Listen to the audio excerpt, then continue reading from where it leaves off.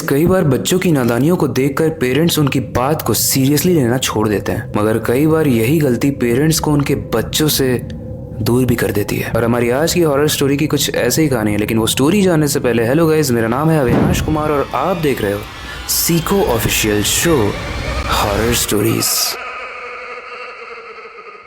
ये story UP के राज नाम के लड़के की है जो स्कूल के खत्म होने के बाद अपने बस स्टॉप पर अपनी बस का वेट कर रहा था। तभी वो देखता है कि वहां पर एक बड़ी औरत बैठकर रो रही थी। ये देखकर राज को बहुत बुरा लगता है, तो अपनी वाटर बॉटल को उसे ऑफर कर देता है। लेकिन स्ट्रेंज बात यह है कि जैसे ही उसने बॉटल ऑफर की, उस औरत ने रोना बंद कर दिया और बड़े ही डरावने तरीके से राज को देखते हुए बोली, क्या तुम्हें पता है मेरे पति कहाँ है?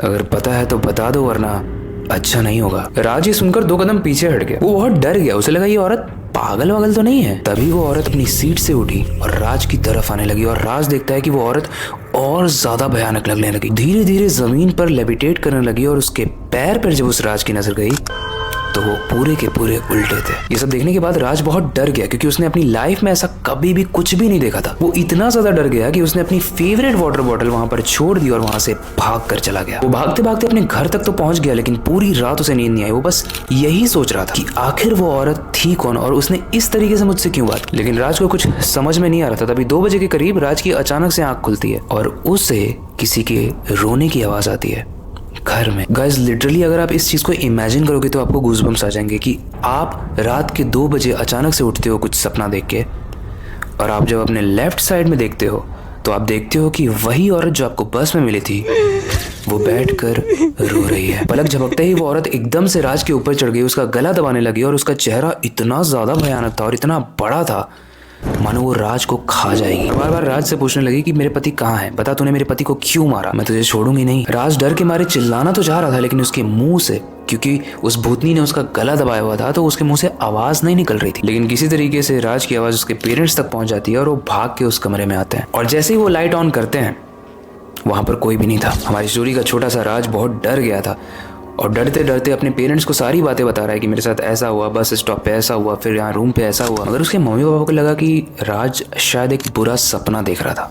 उन्होंने उसकी बात पे यकीन नहीं किया। गाइस एक दिन की बात होती तो बात अलग थी, लेकिन राज के साथ ये लगभग रोज होने लगा। राज को ऐसा फील होने लगा कि वो पागल सा हो रहा है। गाइस अब वो रात आती है, वो अमावस्या की रात। एंड गाइस अब वो दिन आता है जो सबसे ज्यादा डिस्टर्बिंग था। एक रात वो औरत फिर राज के रूम में आती है और उसे चेतावनी देती है, इस अमावस्या की रात को मैं तुझे हमेशा हमेशा के लिए ले जाऊंगी। एंड फाइनली वो वक्त आ चुका। वो अमावस्या वाली रात वाला दिन था और राज को अंदर से बहुत घबराहट हो रही थी, क्योंकि आज का दिन उस पर बहुत भारी पड़ने वाला था। वो बहुत डरा हुआ था कि कुछ भी हो सकता है आज उसके साथ। इसलिए वो अपनी नोटबुक से पेज फाड़ फाड़ कर सब कुछ लिख रहा था जो उसे पता था। वो लिखने से पहले उसने अपने पेरेंट्स को बहुत ज्यादा समझाने की कोशिश की कि वो क्या फील कर रहा है, उसके साथ क्या हो रहा है, वो क्या महसूस कर रहा है। लेकिन पेरेंट्स ने इस बात को इस हद तक इग्नोर किया जैसे राज एक पागल इंसान हो, पागल बच्चा हो। मजबूरी में, क्योंकि उसे ऐसा लग रहा था कि शायद ये इसका आखिरी दिन है, तो उसने बेचारे ने अपने नोटबुक के पेज पे लिख लिख कर पूरा अपना स्टोरी लिख दिया। और आखिरी में वो उस पेज पे लिखता है कि डियर मम्मी और पापा, मैंने आपको समझाने की बहुत कोशिश की, लेकिन आप लोगों ने मेरी बात नहीं मानी।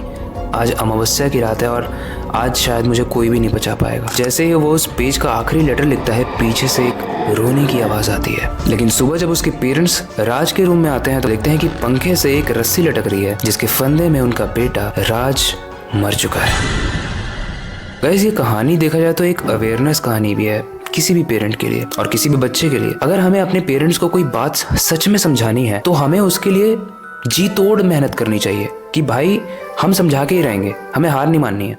और अगर हम एज अ पेरेंट तो हमारा ये कर्तव्य है, हमारी ये रिस्पॉन्सिबिलिटी है कि हम अपने बच्चों को अच्छे से समझे कि वो किस चीज़ से गुजर रहे हैं।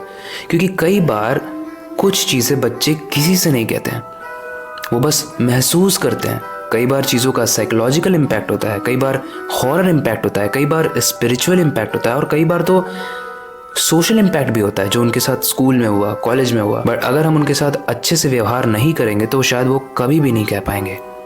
और राज भी शायद इसी चीज़ का शिकार हुआ। वेल गाइस, आपको कहानी कैसी लगी, इससे रिलेटेड कोई भी फीडबैक हो आप कॉमेंट सेक्शन में ज़रूर बताना, क्योंकि वो बताने के लिए ही होता है।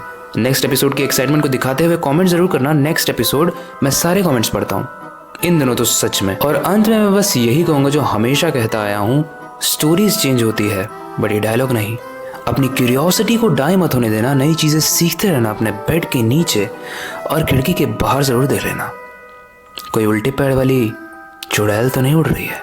मिलते हैं अगली वीडियो में।